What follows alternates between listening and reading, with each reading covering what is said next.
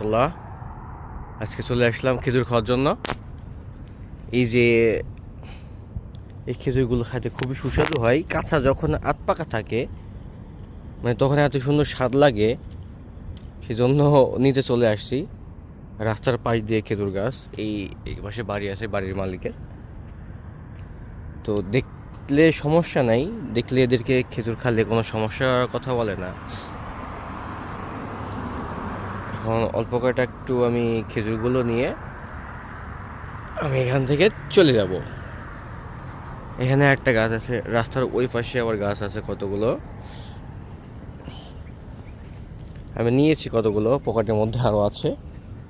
মানে এখানে খেজুরের গাছগুলো মানে এত সুন্দর লাগে দেখতে, তারপরে খেজুরগুলো থাকে জাস্ট মানে ফিলটা মানে এমন লাগে সৌদি আরবের মতো অত বড় খেজুর বাগান এখানে নেই। Just looking wow.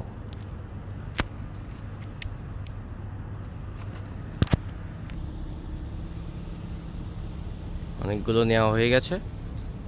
বিসমিল্লাহ বলে একটা খাই, পানি দিয়ে ওখানে ধুয়ে নিলাম। হুম হুম এত পরিমাণের স্বাদ, এত পরিমাণের মিষ্টি খেজুর, মানে কাঁচা অবস্থায় খেলে আরো অনেক সেই সুস্বাদু খেজুর।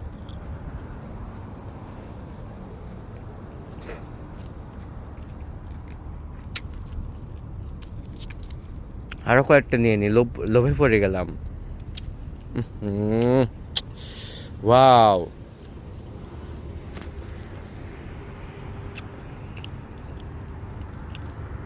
তো খেজুরের পর্ব এখানে শেষ, কারণ খেজুরটা খেয়ে লোভে পড়ে গিয়েছি, এখন শুধু খেজুর খাবো। আল্লাহ হাফেজ।